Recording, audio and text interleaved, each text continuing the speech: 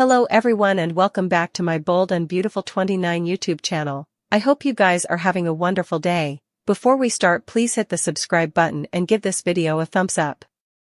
Liam to wake up and learn about Steffy conduct. Meanwhile, Cleric gets violent with Carter. Liam wakes up.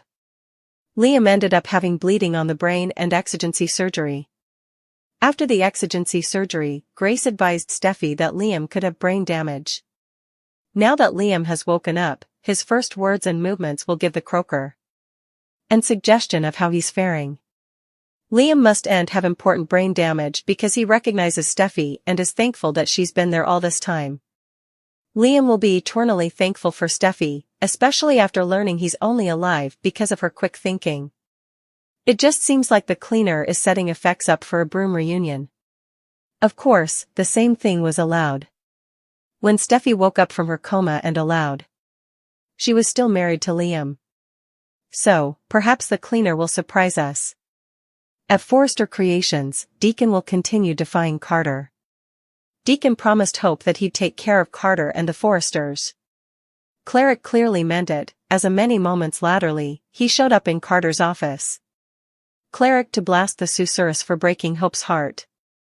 In an exercise clip, Carter says that he allowed Hope would understand. That's not a good enough answer for Cleric and he kicks the susurrus in the leg, also punches him. When Carter gets up, anticipate him to charge right back at Deacon. Anticipate this brawl to take a day or two to air. A print on the network's press point shows Daphne standing between Carter and Deacon. Daphne has her hands up and is trying to stop the men from fighting. This is a side to Carter that Daphne presumably no way anticipated to see. At the same time, it'll push Daphne to encourage Carter to let go of Hope for good. Hope will fight to her ex-husband's side, which will beget problems with Steffy. Also, Brooke has a disastrous bra boob. Brooke to have a bra boob. It seems Brooke is changing into some lingerie, presumably for the bedroom line. Still, when the door opens, Brooke assumes it's Ridge. Brooke is affrighted and tries to cover up when she realizes it's Taylor. In another office at Forrester Creations, Deacon confronts Carter. Cleric pledges Hope he'd handle Carter. Cleric's answer is to karate chop Carter over Hope's broken heart. Also, before Carter can reply from the kick in the leg, Cleric throws two brutal punches. Once Carter gets up off the bottom, he clenches his fists and charges at Deacon. Also, there's an episodic print released on the network's press point that shows Daphne standing between the two fighting men. Over at the sanitarium, Liam will probably be brought back after flatlining. Grace will take charge of Liam's care. Still, he has an intracranial hemorrhage, so he probably gets exigency brain surgery. Steffy will be there staying for Liam to wake up, but so will Hope. When Hope shows up, Steffy might order her out of the sanitarium. I can't help but suppose back to Liam telling Hope that their divorce papers weren't actually filed. I'll have to do some exploration, but I suppose they're still fairly wedded. Still, also that would make Hope the person fairly responsible for Liam's medical opinions if he doesn't have a power of attorney. If so, that would produce an explosive story bow. Kelly has a daddy/son cotillion coming up that she's agitated about. So, Liam's medical extremity will leave the little girl wondering if she'll ever see her daddy again. I could see Finn jumping by and chancing a way to save Liam just as he did with Eric and Thomas. Bill will be frightened to learn that Liam's extremity happened after their blow-up. Bill will feel shamefaced enough but count on Steffy to rub swab in the crack. Steffy might indeed condemn Liam's brain bleed on Bill helping Luna. Speaking of Luna, she'll continue fuming over Elektra and will still. Sheila Carter might start to see some red flags with Luna. Luna could use Liam's medical extremity to her advantage. Luna might try to inch near to Will by faking concern. However, Steffy could attack if Luna dares show up at the sanitarium. Liam wakes up in the sanitarium. Carter tries to negotiate with Ridge on Hope's behalf. Plus, Deacon makes a pledge to his son. At the Precipice house, Finn is coloring with Kelly. They talk about the love of daddies. They wonder why Liam isn't there yet, so the croaker shoots a textbook to Steffy. Meanwhile, at the sanitarium, Liam flatlines. Grace jumps into action. Grace says they need to stop the bleeding on Liam's brain. His cranium will need to be removed to relieve the pressure. Liam's palpitation comes back, so he's rushed into exigency surgery. After the surgery, Grace says Liam survived, but just slightly. Liam is stabilizing, but he's extremely critical. Liam needs to be nearly looked later but will be okay.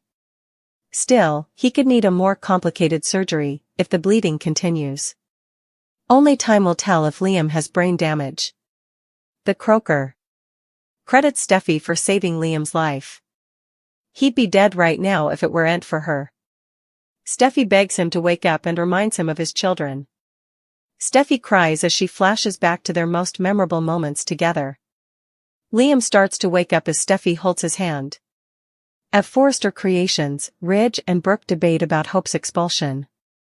Brooke wants Hope to have another chance. Carter enters as Ridge says he doesn't want Hope there after her treason. Brooke turns to Carter about Hope's line. The susurrus hates that Hope feels betrayed. Hope doesn't want to see Carter again, which Ridge thinks it's great news.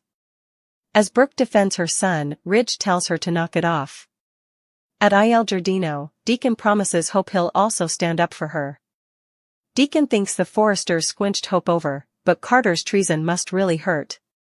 Hope says she still loves him but he betrayed her with Daphne. Deacon thinks it's for the stylish and that Hope will find a true mate one day.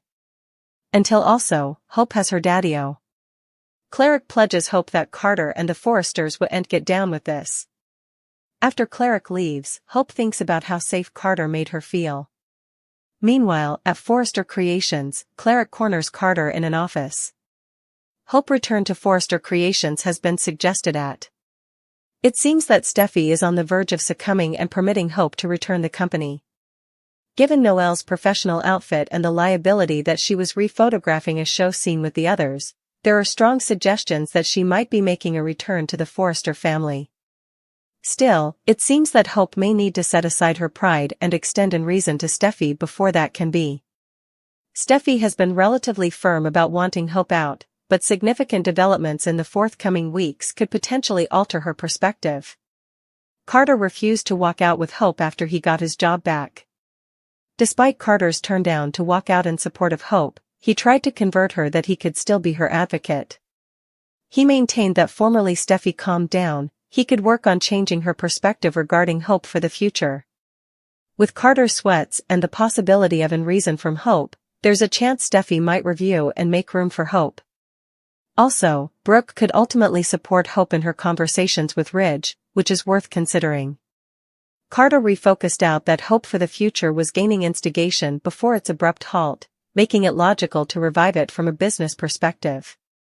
Also, it seems that a significant medical extremity may be on the horizon for Liam. This situation could potentially bring Steffy and Hope closer together, as they both have a vested interest in Liam, who's their participated partner and the father of their daughters. Anyhow, of the outgrowth, Hope might find herself auspicious about her future once she returns to Forrester.